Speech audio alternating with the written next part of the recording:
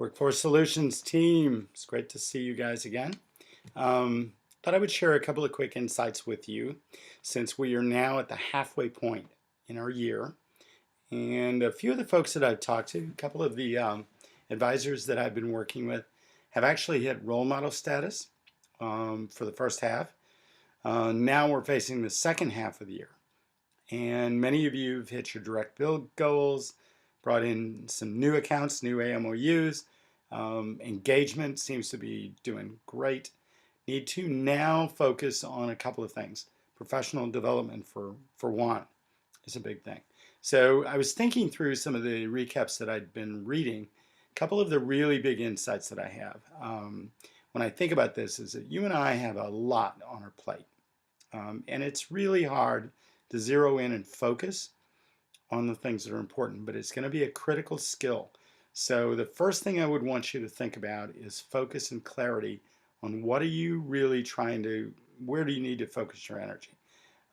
Is it on professional development? Is it on direct bill? Where do you want to focus your energy on the last half of the year to really move the needle and move you into the role model category? The best way I know to do that is to set priorities. So I would suggest, whether it's direct bill, professional development, that you identify and you prioritize your top 3 opportunities. And those are the ones that are going to get you the biggest traction. So for example, this morning, I was talking with Ryan Dunn. Ryan is talking about Target, he's talking about US Bank, and he's talking about 3M. Those are his best professional development opportunities. And that's the area that he really needs to go after.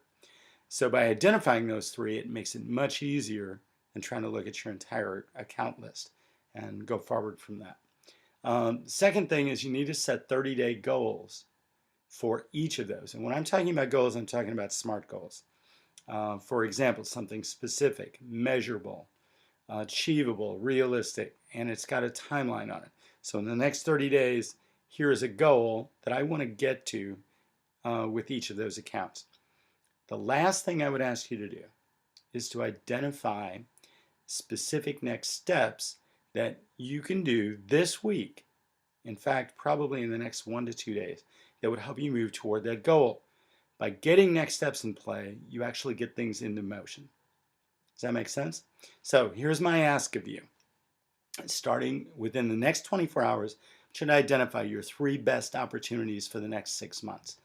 Where can I get the biggest traction on my account list?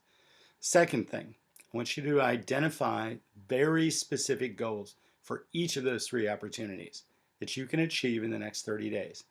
And then for each of those, identify 1 to 2 next steps, next actions, physical actions that you can do in this week, in the next 1 to 2 days. Okay? All right. One of my favorite quotes is by a guy named Thomas Carlyle. He says, "Our job is not to see what lies dimly in the distance, but to do what lies clearly at hand."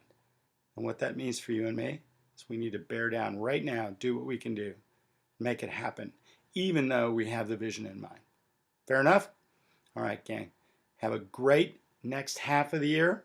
Keep working at it and looking forward to connecting with you guys one-on-one as we continue our mentoring project. Have a great week. See ya.